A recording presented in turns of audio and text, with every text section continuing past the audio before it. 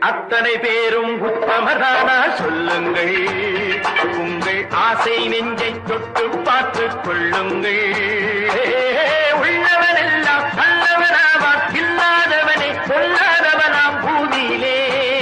பின்னே நன்மை தீமை என்பது என்பது என்ன, பாவ புண்ணியம் என்பது என்ன பாதையிலே. நீங்கள் அத்தனை பேரும் உத்தமதானா சொல்லுங்கள். உங்கள் ஆசை நெஞ்சை தொட்டு பார்த்துக் கொள்ளுங்கள். ஆண்டவனை வேண்டுகிறேன் நான்.